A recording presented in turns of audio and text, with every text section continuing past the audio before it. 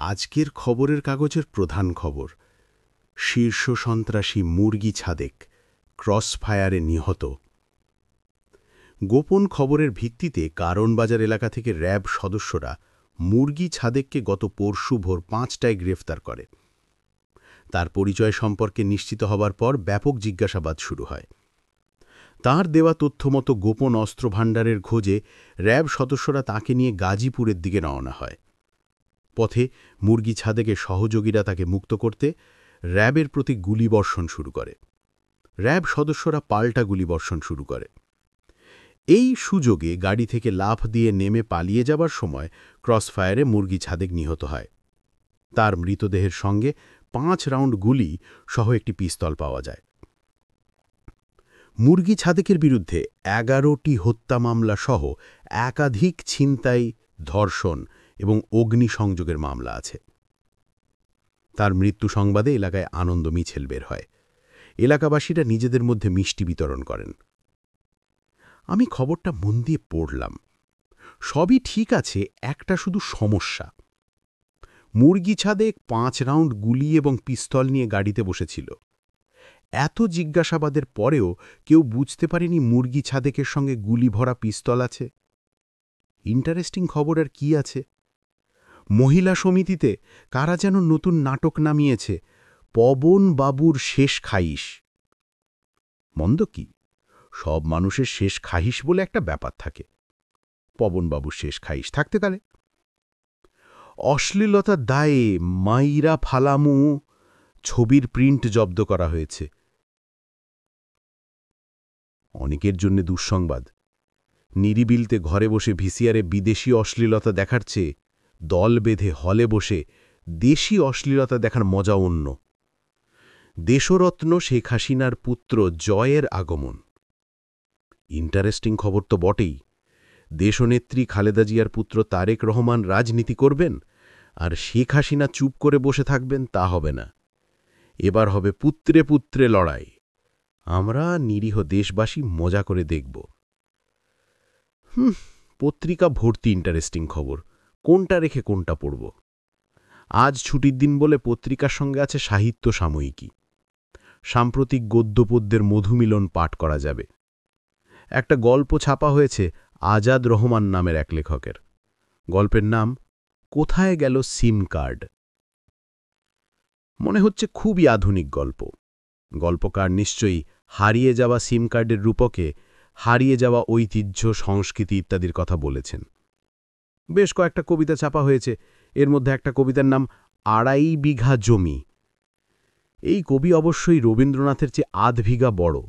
রবীন্দ্রনাথ লিখেছিলেন ২ বিঘার কবিতা, ইনি লিখেছেন ২.৫ বিঘার। প্রতিটি সাহিত্যকর্ম মন দিয়ে পড়া উচিত। পড়া সম্ভব হবে না, কারণ পত্রিকা আমার নয়, পত্রিকা মেস ম্যানেজার জয়নালের। তার কাছ থেকে ৫ মিনিটের জন্য ধার এনেছিলাম মুরগি ছাদেকের খবর পড়ার জন্যে। সাধারণত ছুটির দিনগুলিতে আমার কাজকর্ম থাকে সবচেয়ে বেশি। এই দিনটি আমি সামাজিক দেখা সাক্ষাতের জন্য রেখে দিই। আমার যেসব আত্মীয় স্বজন আমাকে দেখে মহাবিরক্ত হন, তাদের প্রত্যেকের বাড়িতে যাই।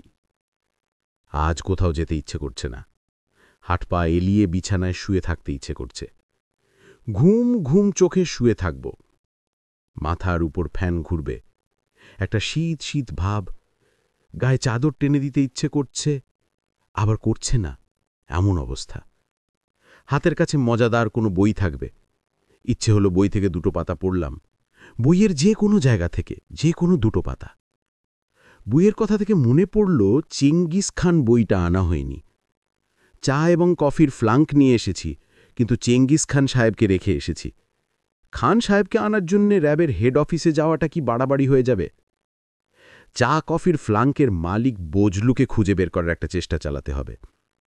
তাকে খুঁজে না পাওয়া পর্যন্ত তার ব্যবসা যেন চালু থাকে সেটা দেখতে হবে। চা কফি বিক্রি বন্ধ হবে না। ফ্লাস্ক ভর্তি চা কফি নিয়ে বের হতে হবে। ছুটির দিনে ভালো বিক্রি হওয়ার কথা। চা এবং কফি দুটোই সবচেয়ে ভালো বানান আমার বড় খালা মাজেদা বেগম। তার কাছ থেকে ফ্লাস্ক ভর্তি করে আনা যেতে পারে। আজ অনেক কাজ। ম্যানেজার জয়নালকে খবরের কাগজ ফেরত দিলাম। সে বলল, আজই দুপুরে কিন্তু মেসে খাবেন হিমু ভাই, ইমপ্রুভড ডায়েট। আমি বললাম, মেনু কি? প্লেন পোলাও, খাসির রেজালা আর দই। শুধু দই? দই মিষ্টি না? শুধু দই, দই মিষ্টি দিলে পুষে না। Guest allowed? জি অ্যালাউড, পার গেস্ট 100 টাকা। আপনার গেস্ট আছে? 2 জন গেস্ট। অ্যাডভান্স টাকা দিতে হবে হিমু ভাই। অ্যাডভান্স টাকা আমি পাবো কোথায়? আচ্ছা থাক, আপনাকে দিতে হবে না, আমি জিম্মাদার। হিমু ভাই, কাগজে পড়েছেন মুরগি ছাদেককে র‍্যাব শেষ করে দিয়েছে। পড়েছি, আমি তো প্রথমে বিশ্বাসই করি নাই। তারপর দেখলাম সত্যি। খুবই আনন্দ পেয়েছি। আমার হাতে টাকা থাকলে র‍্যাব ভাইদের একদিন ইমপ্রুভড ডায়েট খাওয়ায় দিতাম। ডান্ডা মেরে সব ঠান্ডা করে দিচ্ছে। এই দেশে ডান্ডা ছাড়া কিছু হবে না। ঠিক বলেছি না? অবশ্যই ঠিক বলেছেন। আমাদের প্রত্যেকের হাতে থাকবে ডান্ডা, কারো বড় ডান্ডা, কারো ছোট ডান্ডা। জয়নাল ভাই, বিদায়। দুপুরে কিন্তু চলে আসবেন, আপনি এবং 2 জন গেস্ট। আমি মোটামুটি দুশ্চিন্তা নিয়েই বের হলাম। গেস্ট পাবো কোথায়? ঝোঁকের মাথায় 2 জন গেস্টের কথা বলেছি। একজনের নাম হালকাভাবে মাথায় আছে, বজল। মনে হচ্ছে দুপুরের মধ্যে তাকে পেয়ে যাব। দ্বিতীয় জন পাবো কোথায়? খোলাফায়ে রাশেদিনের সময় আমিরুল মোমিনিনরা খাবার সময় পথে বের হতেন। দুস্থজনদের নিমন্ত্রণ করে নিয়ে আসতেন। আমিও সেরকম কিছু কি করব? দুস্থ কেউ এসে একবেলা প্লেন পোলাও রেজালা খেয়ে যাক।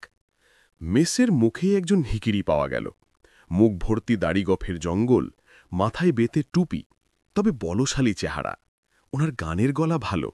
চোখ বন্ধ করে মাথা বাঁকিয়ে বেশ আয়োজন করে গাইছেন।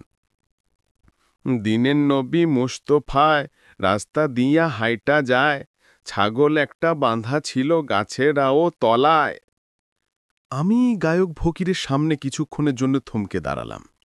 একবার মনে হলো, যেহেতু প্রথম ওনার সঙ্গে দেখা, ওনাকেই দাওয়াত দিয়ে দিই। ফকির চোখ মেলে গান থামিয়ে বলল, স্যার, আসসালামু আলাইকুম। ফকিররা সালাম দেয় না, তারা প্রথম সুযোগেই ভিক্ষা চায়। এর ঘটনা কি? ইমপ্রুভড ডায়েটের মতো ইমপ্রুভড ফকির। ওয়ালাইকুম সালাম, ভালো আছেন? আপনার গানের গলা তো সুন্দর। গায়ক ফকির বিনয়ে মাথা নিচু করে ফেলল। আপনার গানের কথায় সামান্য সমস্যা আছে, এটা জানেন? কি সমস্যা? আপনি বলছেন ছাগল একটা বাঁধা ছিল গাছেরাও তলায়। নবীজির দেশে ছাগল পাওয়া যায় না। গানের কথা সামান্য চেঞ্জ করে দেন, ছাগলের জায়গায় বলেন দুম্বা। দুম্বা একটা বাঁধা ছিল গাছেরাও তলায়। গায়ক ফকির ভুরু কুচকে তাকিয়ে আছে। ফকিররা এমন দৃষ্টিতে কখনো তাকায় না। সমস্যাটা কি? ফকির সাহেব, জি স্যার। আপনি কি দুপুর পর্যন্ত এখানেই থাকবেন না জায়গা বদলাবেন? ফকির চুপ করে আছে, তার দৃষ্টি তীক্ষ্ণ। আপনি যদি দুপুর পর্যন্ত এখানে থাকে, তাহলে আমার সঙ্গে থানা খাবেন, ঠিক আছে? কি জন্যে? আপনি ভিক্ষুক মানুষ, আপনাকে খেতে বলেছি, আপনি খাবেন। প্রশ্ন কিসের? দাওয়াত কি কবুল করেছেন? ভিকিরি জবাব দিল না। তার ভাবভঙ্গি বলছে সে দাওয়াত কবুল করেনি। আমি হাঁটা দিলাম। একবার পেছনে তাকালাম। গায়ক ফকির গান বন্ধ করে আমার দিকে তাকিয়ে আছে। এত দূর থেকে পরিষ্কার বোঝা যাচ্ছে না, তারপরে মনে হলো তার ভুরু এখনও কুচকানো। মাজেদা খালা বললেন, এই, তোকে র‍্যাবে ধরেছিল নাকি? গভীর রাতে টেলিফোন, আমার তো কলিজা নড়ে গিয়েছিল। র‍্যাব তোকে কি করল? ছেড়ে দিল। মারধর করে নাই? না। মারধর করল না, এটা কেমন কথা? পুলিশে ধরলে তো মেরে তক্তাবানি দেয়। তোকে মারল না কেন? আমি তো জানি না খালা, জিজ্ঞেস করিনি। তোমার কাছে জরুরি কাজে এসছি, কাজটা আগে সারি।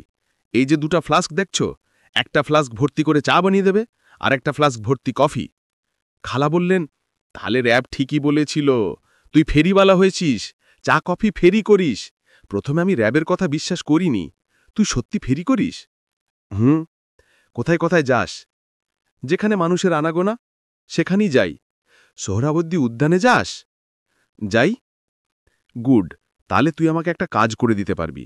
তুই আর দীপারসেন ঘন ঘন সোহরাবর্দী উদ্যানে যাবি, চোখ কান খোলা রাখবি। কেন? মাজেদা খালা গলা নামিয়ে বললেন, তুই লক্ষ্য রাখবি তোর খালু সাহেব সেখানে যায় কিনা। আমাকে বলেছে যায় না, তবে আমি নিশ্চিত সে যায়। কিভাবে নিশ্চিত হলাম শোন। একদিন সে আমাকে বলল, ধানমন্ডি লেকের পারে হাঁটতে যাচ্ছি। আমি বললাম যাও। সে ট্র্যাক স্যুট পরে বের হয়ে গেল। আমিও কিছুক্ষণ পরে উপস্থিত। তোর খালুর টিকিট দেখাও পেলাম না। আমিও খালার মতো গলা নামিয়ে বললাম, খালু সাহেবের কি কোনো প্রেম ট্রেম হয়েছে নাকি? মাজেদা খালা বিরক্ত হয়ে বললেন, এই বয়সে প্রেম হবে কি? অন্য ব্যাপার। অন্য কি ব্যাপার? মেয়েদের সঙ্গে ছুকিছুকানি করার রোগ হয়েছে, বুড়ো বয়সেই রোগ হয়। বাজে টাইপের একটা মেয়ের সঙ্গে সম্পর্ক হয়েছে, মেয়েটার নাম ফ্লাওয়ার। মেয়ের নামও তুমি জানো? জানবো না কেন? তোর খালু চলে ডালে ডালে, আমি চলি পাতায় পাতায়, আর তুই চলবি শিরায় শিরায়। তুই এই দুজনের ছবি তুলে আনবি। ছবি যে তুলব, ক্যামেরা পাবো কোথায়? ক্যামেরা লাগবে না, আমি তোকে নতুন একটা মোবাইল দিয়ে দিচ্ছি। এই মোবাইলে ছবি ওঠে। কিভাবে ছবি ওঠে তোকে দেখিয়ে দেবো। কাজ শেষ হলে মোবাইল ফেরত দিবি। অনেক দামি মোবাইল। আর শোন, ছবি যে তুলবি, জুম করে ক্লোজে চলে যাবি, চেহারা যেন বোঝা যায়। তুমি যা যা করতে বলবে সবই করব। এখন থেকে সকাল ৮টায় সোহরাওয়ার্দী উদ্যানে যাব, রাত ১২টা পর্যন্ত ঘাপটি মেরে বসে থাকব। সাবধানে থাকবি, তোকে যেন দেখে না ফেলে। দেখে ফেললে সাবধান হয়ে যাবে। তুমি নিশ্চিত থাকো খালা, দেখলেও চিনবে না। আমি যাব ছদ্মবেশে, ভকিরের ছদ্মবেশ নেব। মুখ ভর্তি দাড়িগোপ, কাঁধে ঝোলা, ঝোলার ভেতর মোবাইল ক্যামেরা, কণ্ঠে গান। কণ্ঠে গান মানে? গান গেয়ে ভিক্ষা করব। দিনের নবী মুস্তথায়, রাস্তা দিয়া হাইটা যায়, দুম্বা একটা বাঁধা ছিল গাছেরাও তলায়। মাজেদা খালা বললেন, তুই পুরো ব্যাপারটা ফাজলামি হিসাবে নিয়েছিস, আমি কিন্তু সিরিয়াস। আমি বললাম, খালা আমিও সিরিয়াস। সিরিয়াস বলেই ছদ্মবেশে যাচ্ছি। তুমি ফ্লাস্ক ভর্তি করে দাও, আমি এক্ষুনি সোহরাওয়ার্দী উদ্যানে চলে যাচ্ছি। খালু সাহেব এবং ফ্লাওয়াকে ধরা হবে লাল হাতে। ধরা হবে লাল হাতে মানে কি? ধরা হবে লাল হাতের মানে হল কট রেড হ্যান্ডেড। খালা আর দেরি করা যাবে না, এক্ষুনি রওনা হতে হবে। মাজেদা খালা বললেন, তাড়াহুড়ার কিছু নাই। তোর খালু সাহেব কখন জগিং করতে যায় আমি জানি। যখনই সে জগিং ট্র্যাক গায়ে দিবে, তখনই আমি তোকে মোবাইলে জানিয়ে দেব। তুই কি সত্যি দাড়িগোপ লাগিয়ে ফকির সাজবি? অবশ্যই। প্যাকেজ নাটকের একজন মেকআপ ম্যান আছেন আমার পরিচিত, রহমান মিয়া। আমি এক্ষুনি চলে যাচ্ছি তার কাছে। Action, action, direct action. Makeup নেয়ার পর আমাকে দেখিয়ে যাবি না? তোমার বাড়িতে আসা যাবে না, খালু সাহেব টের পেয়ে যাবেন। তাও ঠিক। তবে আমি নিজের ছবি তুলে রাখব, তুমি ছবি দেখে বুঝবে গেটআপ কেমন হয়েছে। এখন মোবাইলে ছবি কিভাবে উঠাতে হবে আমাকে শিখিয়ে দাও। মাজেদা খালা মহা উৎসাহে শেখাতে শুরু করলেন। তাকে কিশোরীদের মতো উত্তেজিত এবং আনন্দিত মনে হল। তার জীবনে আনন্দিত এবং উত্তেজিত হবার ঘটনা বেশি ঘটে না, এইবার ঘটল। ভাগ্যিস ফ্লাওয়ারের সঙ্গে খালু সাহেবের দেখা হয়েছে। রহমান মিয়া খুবই আগ্রহ নিয়ে দাড়িগোপ দিয়ে আমাকে সাজিয়ে দিলেন। একটা দাঁতে রং লাগিয়ে দিলেন। হা করলে মনে হয় একটা দাঁত নেই। তার কাছে সব জিনিসপত্রই আছে। একটা ছেঁড়া ময়লার লুঙ্গি পারলাম। কালো গেঞ্জি গায়ে দিয়ে ১০০% ভিখিরি হয়ে গেলাম। নিজের শিল্পকর্ম দেখে রহমান ভাই নিজেই মুগ্ধ। আনন্দিত গলায় বললেন, হিমু ভাই, কোনো শালার পুত আপনারে চিনবে না। যদি চিনতে পারে আমি মাটি খাব। ২ হাতে ২ ফ্লাস্ক নিয়ে লেংছাতে লেংছাতে আমি মেসের সামনে এসে দাঁড়ালাম। নিমন্ত্রিত গায়ক ফকির এখনও আছেন, তবে তিনি গান গাইছেন না। আমাকে দেখে তিনি চোখ বড় বড় করে তাকিয়ে রইলেন, যেন জগতের অষ্টম আশ্চর্য চোখের সামনে দেখছেন। আমি লেংছাতে লেংছাতে তার সামনে দাঁড়িয়ে ভাঙা গলায় বললাম, আমারে চিনেছেন? গায়ক হ্যাঁ সূচক মাথা নাড়ল। আমি বললাম, বলুন তো আমি কে? গায়ক ছোট্ট একটা ভুল করে ফেলল।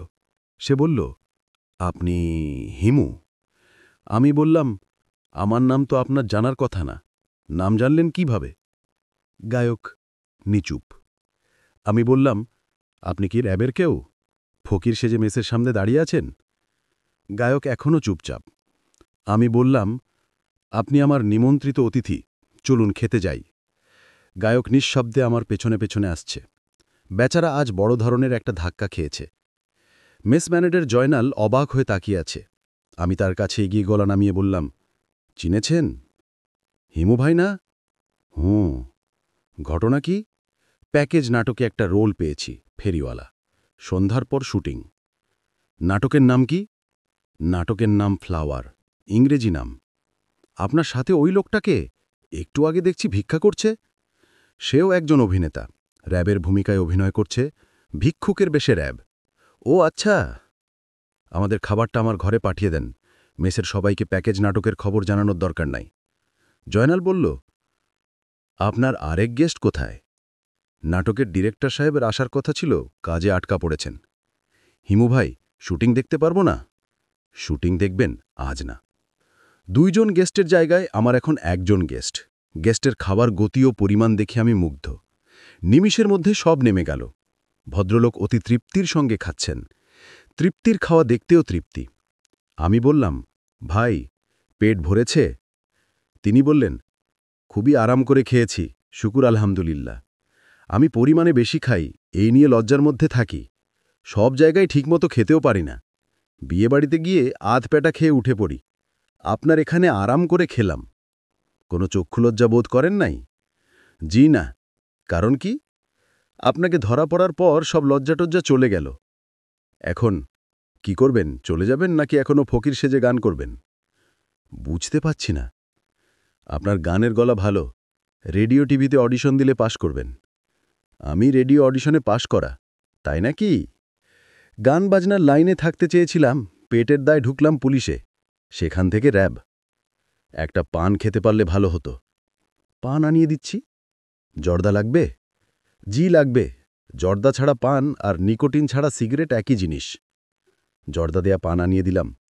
তিনি যেরকম তৃপ্তির সঙ্গে খাবার খেয়েছেন, সেই রকম তৃপ্তির সঙ্গে জর্দা দেয়া পান চিবাতে লাগলেন। আমি বললাম, সিগারেট খাবেন?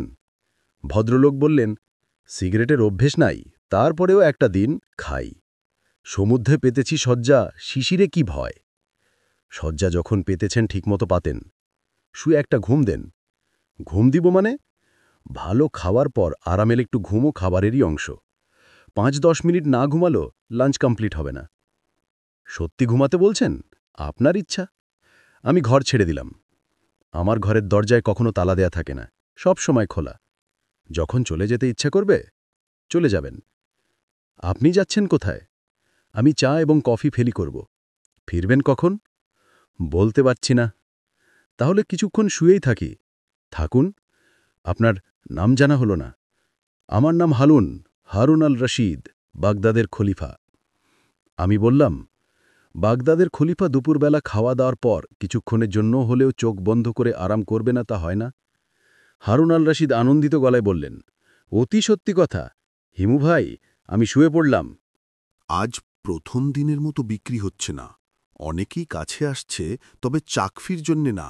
গলা নিচু করে বলছে, পুড়িয়া আছে পুড়িয়া। শুরুতে ভেবেছিলাম পুড়িয়া হলো গাঁজা। পরে বুঝলাম পুড়িয়া বলতে হিরোইনের পুড়িয়া বোঝাচ্ছে। ঢাকা শহরের পার্কগুলিতে প্রকাশ্যে পুড়িয়া কেনা বেচা হয়, এই তথ্য জানা ছিল না। এর মধ্যে মাঝে দেখালা টেলিফোন। এই, তুই কোথায়? পার্কে। দাড়ি গোফ লাগিয়ে গিয়েছিস? সত্যি না আমার সঙ্গে লাফাঙ্গাইন করছিস? সত্যি পার্কে। তোর খালুর দেখা পেয়েছিস? না, সে তো কেডস ফেডস পরে সেজেগুজে বের হয়েছে, খুঁজে দেখা। মেয়েটার নাম মনে আছে না ভুলে গেছিস? নাম মনে আছে, সানফ্লাওয়ার, সূর্যমুখী। তোর মতো গাধাকে দিয়ে তো কোনো কাজই হবে না। সানফ্লাওয়ার না, শুধু ফ্লাওয়ার, পুষ্প। 1 মিনিট খালা, খালু সাহেবের মতো একজনকে দেখা যাচ্ছে। আজ কি উনার মাথায় সবুজ ক্যাপ? তারা তাকে পিছনে লেগে যা। ছবি কিভাবে তুলতে হয় মনে আছে? মনে আছে। আমি 10 মিনিট পর আবার টেলিফোন করব। তোমার করতে হবে না, আমিই করব। না না, তুই করতে হবে না, তুই ভুলে যাবি। আমিই টেলিফোন করব, 10 মিনিট পর করব। মাজেদা খালা 5 মিনিটের মাথায় টেলিফোন করলেন। কথা বলছেন ফিসফিস করে। হেমু, এই হেমু। তোর খালু কোথায়? বাদাম খাচ্ছে। বাদাম খাচ্ছে? হেভি খাওয়া দাওয়ায় আছে। ওই মেয়ে কোথায়? মনে হয় তার পাশে। তুই কি গুছিয়ে কথা বলা ভুলে গেছিস? তার পাশে মানে কি? ওনার পাশে একটা মেয়ে বসে আছে। সে সূর্যমুখী কিনা তা তো জানি না, আমি তো তাকে আগে দেখিনি। মেয়েটা দেখতে কেমন? দেখতে খুবই সুন্দর, পরি টাইপ। তোদের পুরুষদের চোখে পৃথিবীর সব মেয়েই খুবই সুন্দর। মেয়েটা করছে কি? বাদাম খাচ্ছে, সেও বাদাম খাচ্ছে। ছবি তুলেছিস? না। আরে গাধা, এক্ষুনি ছবি তোল। আলো কমে গেলে ছবি উঠবে, এমনভাবে তুলবি যেন মেয়েটার ফেস পুরোপুরি পাওয়া যায়, তারপর জুম করবি। মেয়েটা কি পরেছে? শাড়ি। শাড়ির রং কি? শাড়ির রং দিয়ে কি হবে? দরকার আছে। গোলাপি। ছবি তোল। ছবি তোলার পর আমাকে জানাবি। জুম করার কথা মনে আছে? আছে। আমি টেনশন আর নিতে পাচ্ছি না, তুই ছবি তোল। কিছুক্ষণের মধ্যেই আমি খালাকে জানালাম যে ছবি তোলা হয়েছে এবং জুম করা হয়েছে। মাজেদা খালা স্বস্তির নিঃশ্বাস ফেললেন। আমি বললাম, খালু সাহেবকে কি আজই ধরা হবে? মাজেদা খালা বললেন, ৬-৭ দিন ধরে ক্রমাগত তার ছবি তোলা হবে, তারপর তাকে ধরব। কচ্ছপের কামড়। এই ৭ দিনে তোর খালু সাহেব কিছুই বুঝতে পারবে না। আমি লক্ষ্মী বইয়ের মতো আচার আচরণ করব। আমি বললাম, গুড গার্ল। খালা ধমক দিয়ে বললেন, কি বললি? গুড গার্ল বলেছি। আমি তোর কাছে গুড গার্ল? সবসময় ইয়ার কি? সবসময় সরি। হিমু, শোন, নায়ক নায়িকা এখন কি করছে? এখন কি করছে তা তো জানি না, আমি তো আর ওখানে নাই।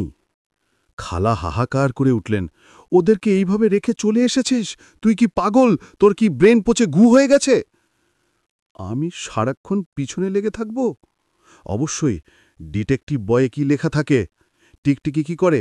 ছায়ার মতো লেগে থাকে। এখন থেকে তুই আমার টিকটিকি। যা, আবার ফিরে যা। কি করছে দেখা। যদি দেখিস হাত ধরাধরি করে বসে আছে, ছবি তুলবি।